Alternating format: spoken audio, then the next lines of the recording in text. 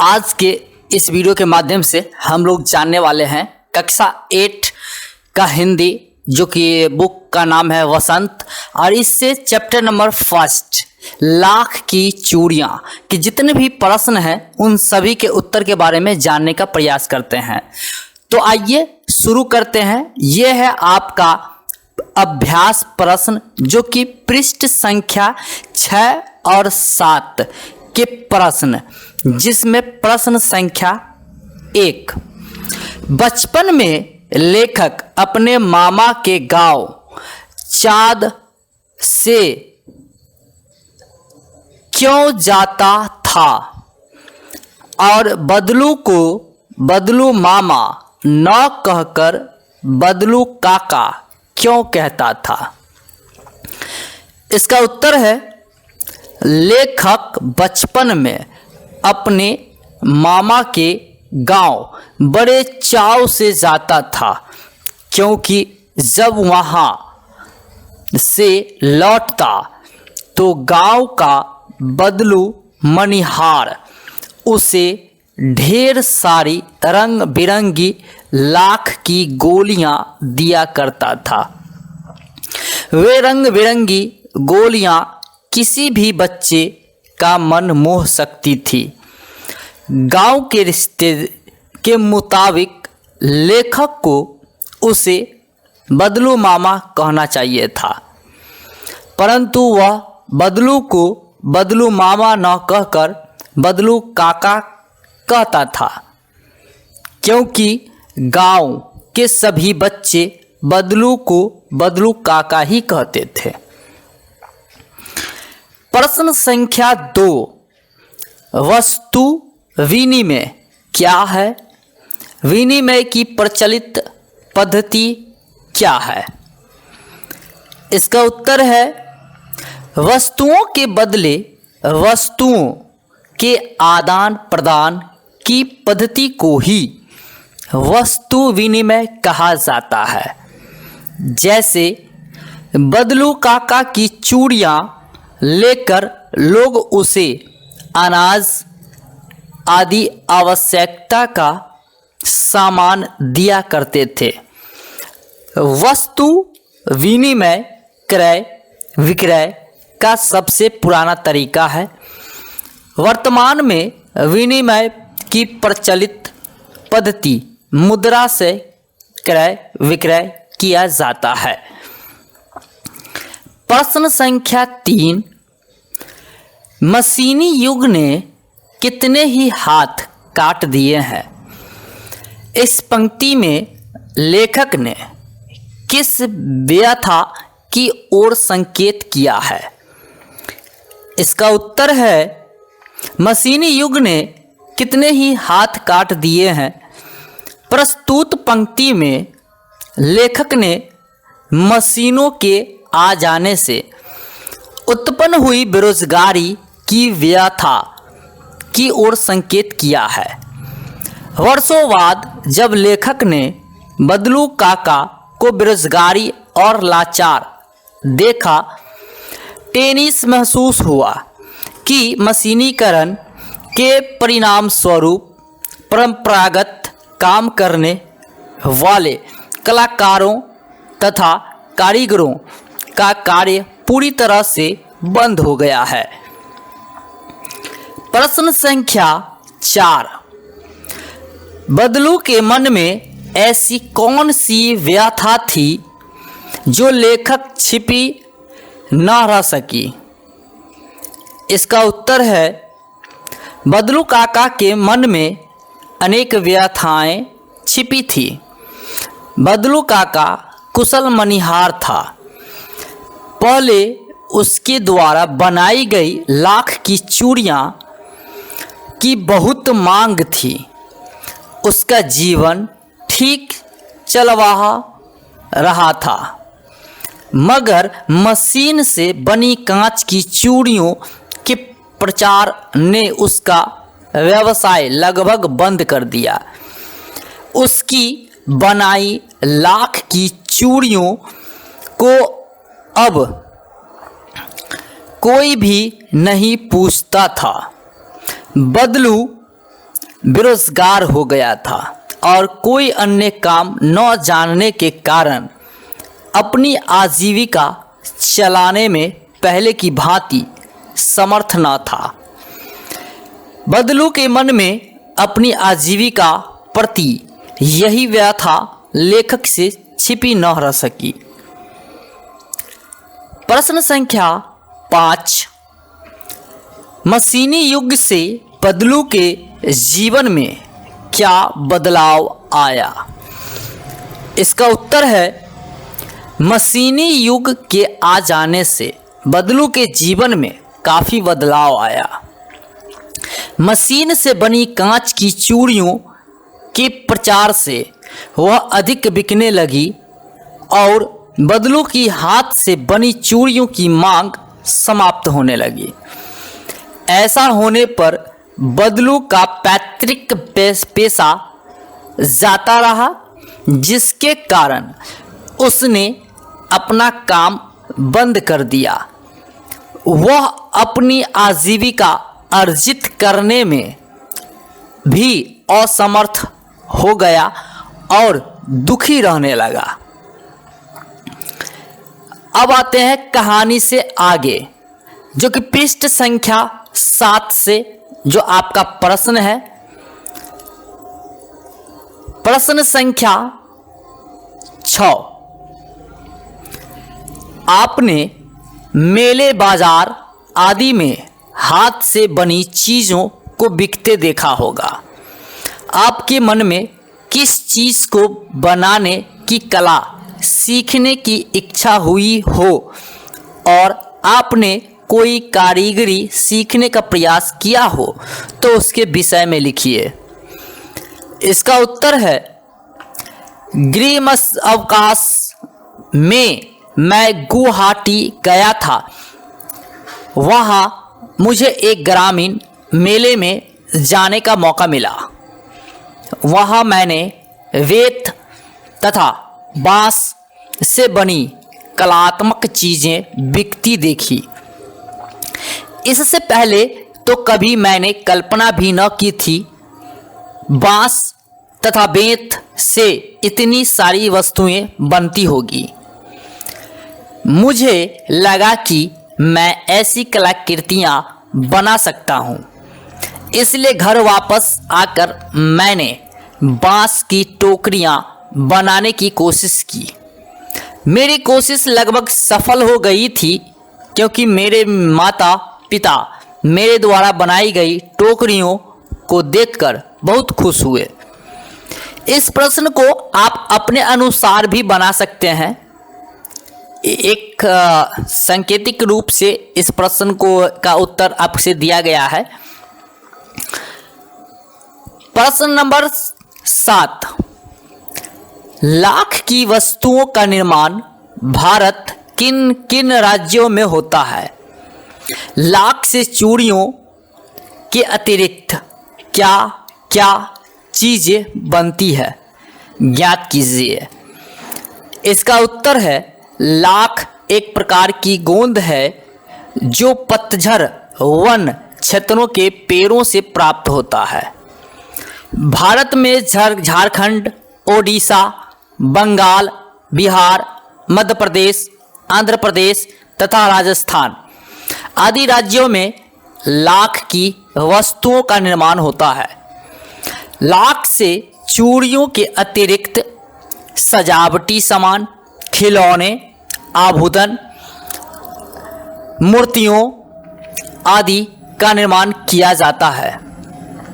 इन वस्तुओं के निर्माण के अतिरिक्त लाख का प्रयोग डाक तथा अन्य कार्यालयों में सामान पैकिंग करने एवं मुहर लगाने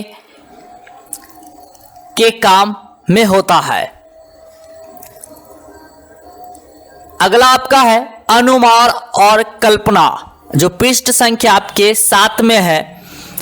प्रश्न संख्या 1, घर में मेहमान के आने पर आप उसका अतिथि सत्कार कैसे करेंगे? इसका उत्तर है घर में मेहमान के आने पर सर्वप्रथम मैं उसका प्रसन्नता से स्वागत करूंगा तथा स्वागत कक्ष में प्रेम पूर्वक बिठाकर मौसम के अनुसार जलपान, चाय पान आदि कराऊंगा। विनम्र पूर्वक उनके आने का कारण पूछूंगा। यदि उनके लिए कुछ कर सकूं तो अवश्य करूंगा। उसके बाद मैं अतिथि को संपन्नता पूर्वक विदा करूंगा। प्रश्न संख्या 2, आपको छुट्टियों में किसके घर जाना अच्छा लगता है? वहाँ की दिनचर्या अलग कैसे होती है? लिखिए। इसका उत्तर, मुझे छुट्टियों में अपनी मौसी के घर जाना बहुत अच्छा लगता है। मेरी मौसी एक छोटे से शहर में रहती है और वहाँ जाकर मैं अपनी सामान्य दिनचर्या भी भूल जाता हूँ। अपने घर में मैं प्रातः 5 बजे उठ जाता हूँ तथा 8 बजे स्कूल चला जाता हूँ। लेकिन मौसी के यहाँ जाकर मुझ पर किसी प्रकार की पाबंदी नहीं रहती। सुबह भाइयों के साथ देर तक सोता रहता हूँ, फिर उठकर नाश्ता करके खेलने चला जाता हूँ। दोपहर में टीवी देखना और फिर शाम को देर तक खेलना, यही मेरी दिनचर्या रहती है। मौसी कभी भी गुस्सा नहीं करती है, जिस कारण मैं आज़ादी से मौज मस्ती करता रहता हूँ। यह था आपका प्रश्न संख्या 2 का उत्तर, जो कि आप अपने हिसाब से भी लिख सकते हैं, जो आपको अच्छा लगे। प्रश्न संख्या 3, मशीनी युग में अनेक परिवर्तन आए दिन होते रहते हैं। आप अपने आसपास से इस प्रकार के किसी भी परिवर्तन का उदाहरण चुनिए और उसके बारे में लिखिए। तो इसका उत्तर, मशीनी युग में अनेक परिवर्तन आए दिन होते रहते हैं। ऐसे ही एक परिवर्तन के उदाहरण के रूप में हम कृषि को चुन सकते हैं। कृषि क्षेत्र में मशीनी के आने से बहुत परिवर्तन हुआ है। पहले खेतों की जुताई बैल की मदद से की जाती थी, लेकिन अब बैल की जगह ट्रैक्टर ने ले ली है। खेतों में सब काम जैसे बीज बोना, सिंचाई करना, खाद डालना, फसलों की कटाई करना आदि मजदूरों के द्वारा किए जाते थे, लेकिन अब ये सभी काम मशीनों द्वारा किए जाते हैं, जिसके कारण अनेक मजदूर बेरोजगार हो गए हैं। प्रश्न संख्या 4, बाजार में बिकने वाले सामानों के डिजाइनों में हमेशा परिवर्तन होता रहता है। आप इन परिवर्तनों को किस प्रकार देखते हैं? आपस में चर्चा कीजिए। इसका उत्तर होगा, बाजार में बिकने वाले सामानों के डिजाइनों में हमेशा परिवर्तन होता रहता है, क्योंकि समय के साथ साथ मनुष्य की इच्छाएं, ज़रूरत और पसंद बदलती रहती है। हम इस परिवर्तन को सकारात्मक नज़रिए से देखते हैं, क्योंकि किसी भी वस्तु का डिजाइन उसके प्रति आकर्षण का पहला कारण होता है। ग्राहक की ज़रूरत, पसंद और इच्छाओं को देखते हुए दुकानदारों को भी अपने सामान में परिवर्तन करते रहना पड़ता है। साथ ही परिवर्तन के कारण उन वस्तुओं को उपयोग करने में भी आसानी होती है।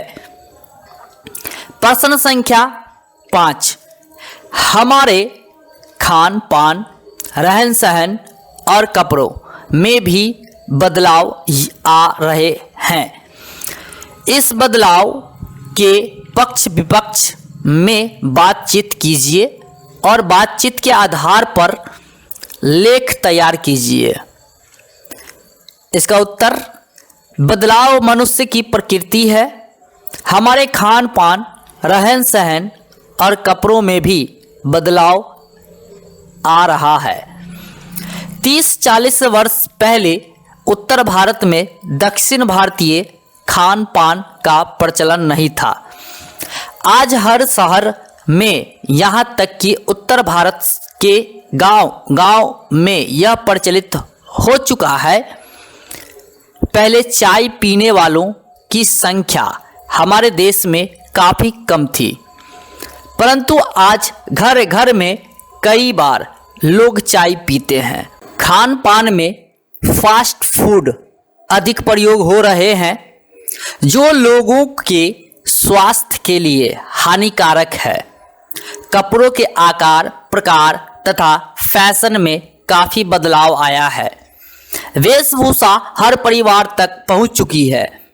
कई लोग भारतीय पारंपरिक खान पान तथा वेशभूषा को श्रेष्ठ मानते हैं और उनका मानना है कि सब कुछ शीतलता से होनी चाहिए।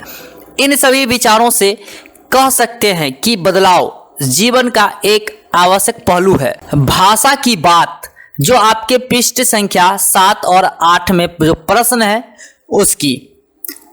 प्रश्न संख्या पहला 1, बदलू को किसी बात से चिढ़ थी तो कांच की चूड़ियों से और बदलू स्वयं कहता है, जो सुंदरता कांच की चूड़ियों में होती है लाख में कहाँ संभव है। ये पंक्तियाँ बदलू की 2 प्रकार की मनोदशाओं को सामने लाती है। दूसरी पंक्ति में उसके मन का पीड़ा है, उसमें व्यंग भी है। हारे हुए मन से या दुखी मन से अथवा व्यंग में बोले गए वाक्यों के अर्थ सामान्य नहीं होते। कुछ व्यंग वाक्यों को ध्यानपूर्वक समझकर एकत्रित कीजिए और उनके भीतरी अर्थ की व्याख्या करके लिखिए। जिसमें पहला क्वेश्चन, जो सुंदरता कांच की चूड़ियों में होती है लाख में कहाँ संभव है। तो इसका उत्तर होगा जो भीतरी अर्थ बोला गया था लिखने के लिए, वो बदलू द्वारा लेखक को कहे गए इस वाक्य ने बहुत के मन में की व्यथा दिखती है। वह आश्चर्य व्यक्त करता है कि भला लाख की चूड़ियों में कौन सी कमी होती है जो लोगों को पसंद नहीं आती, जिसके कारण लोग फिर भी न कांच की चूड़ियों के पीछे भागे जा रहे हैं। प्रश्न संख्या पहला का दूसरा प्रश्न, शहर की बात और है लल्ला, वहां तो सब कुछ होता है। वहां तो औरतें अपने मर्द का हाथ पकड़कर सड़कों पर घूमती है और फिर उनकी कलाइयां नाजुक होती है ना। लाख की चूड़ियों पहने तो मोच न आ जाए। इसका भीतरी अर्थ जो है, लेखक से बातचीत करते हुए बदलू इस कथन के द्वारा शहरी संस्कृति पर व्यंग्य करता है।